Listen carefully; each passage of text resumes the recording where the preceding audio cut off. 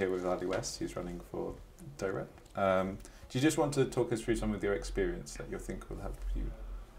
My experience? Yeah. Well, I've sat on councils for 2 years. My second year, I was Association Community Relations Officer. So I sat on both the SSC and the SRC in that capacity, and I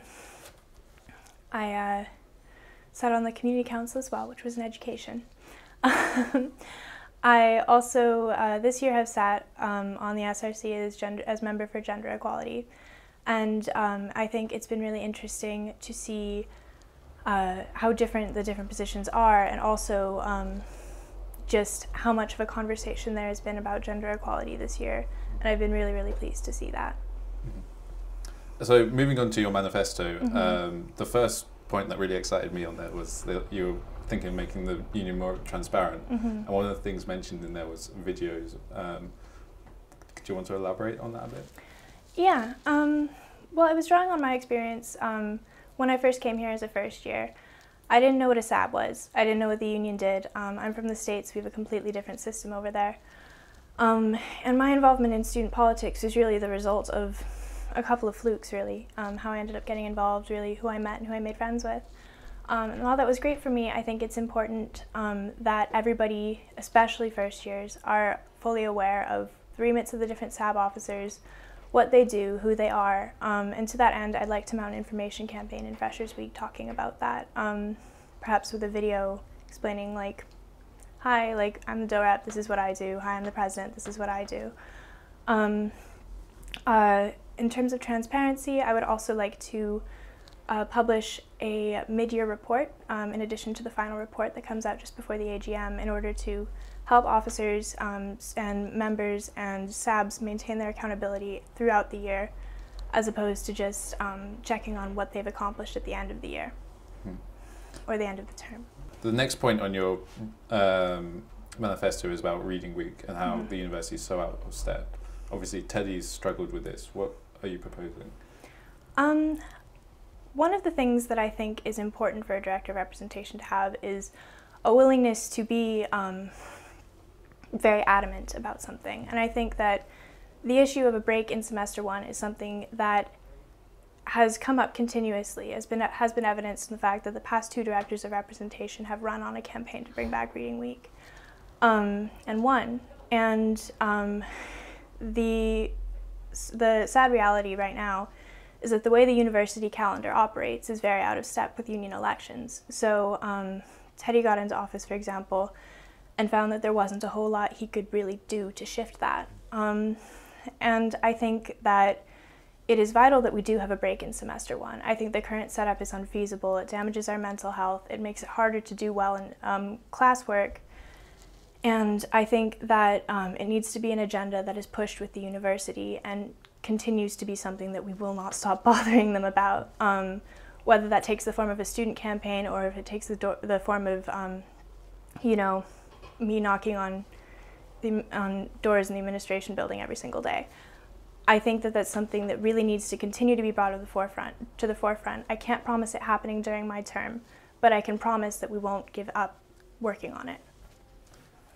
So the next point is about study spaces. Do you want to explain what you're going to do about that? Yes. In terms of study space, one of the realities of the size of our university versus our main library is that we're not going to have enough room, any way you slice it. I don't think that the answer is necessarily expanding library hours. I think that that has its place, especially on weekends. I'd like to see it open earlier on weekends.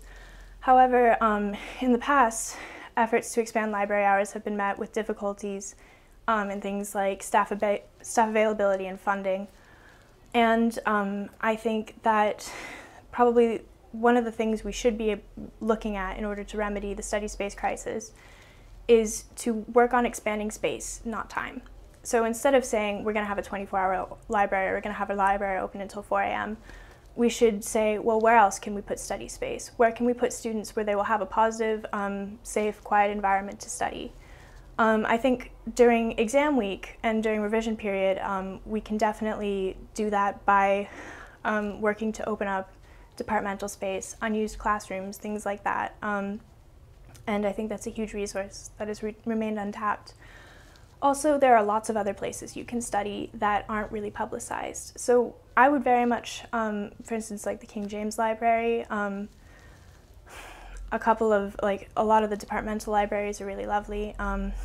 And I would like to see those emphasized as opposed to maintaining a main library-centric view to study space.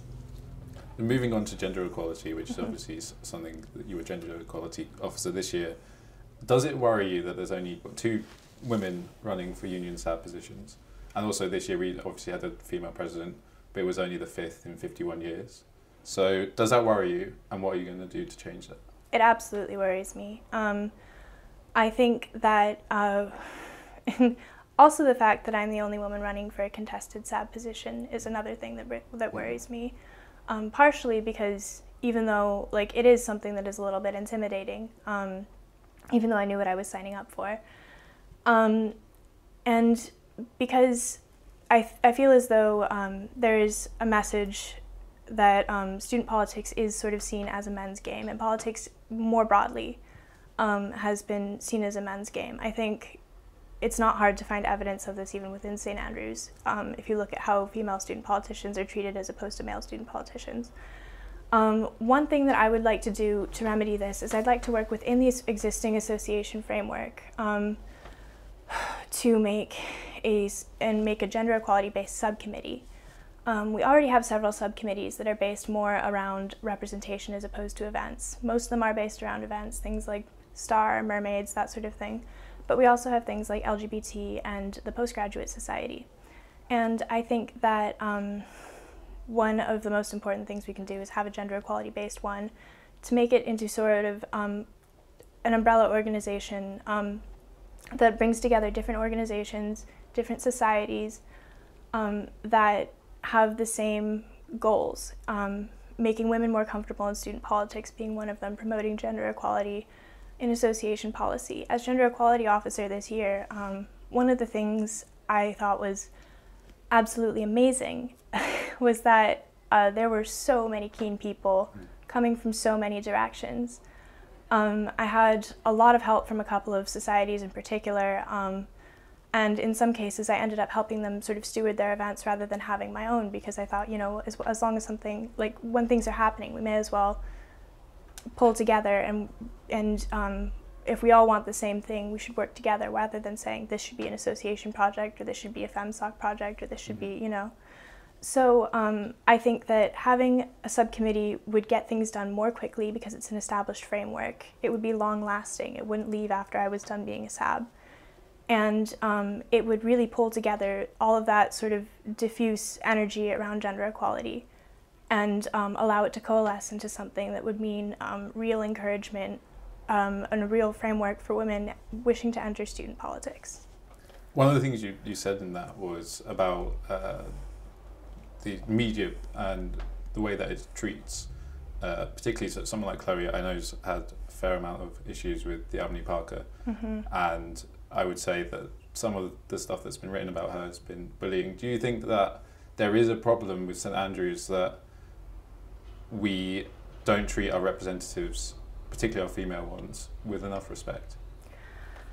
I think yes, in short, but I think that the answer to that is going to be a little bit more complicated. I think that it does have a lot to do, particularly the issues that Chloe has had with the Albany Parker have a lot to do with her gender and her willingness to stand up for the things that she believes in, which is something that I admire an awful lot.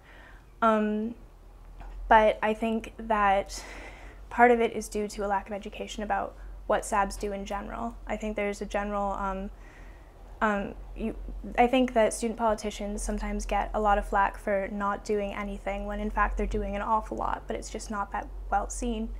That was seen, for instance, in the Saints interview about Chloe, where she's been very quiet all year, but she's actually gotten a hell of a lot done.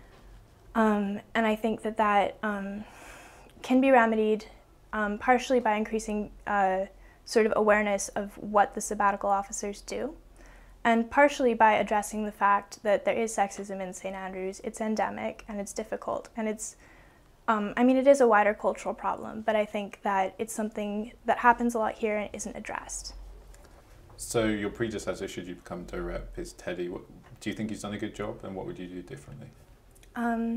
I think that Teddy has done an extraordinarily good job in some cases, and I think that there are things that I would have done differently and I would do differently. One, I think, sort of general interpretation of the role thing that I think Teddy and I differ on slightly is that I believe that director representation is primarily a union role, and it should be primarily a union role. He's been very, very good on the educational side of things. I sat down with quite a few of the school presidents and talked about policies, and a lot of them could not stop singing Teddy's praises in that avenue. However, I think that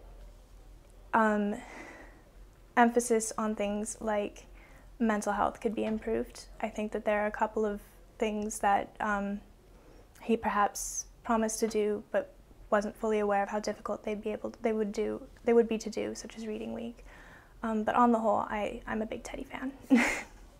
Ali West, thank you very much for the interview. Thank you.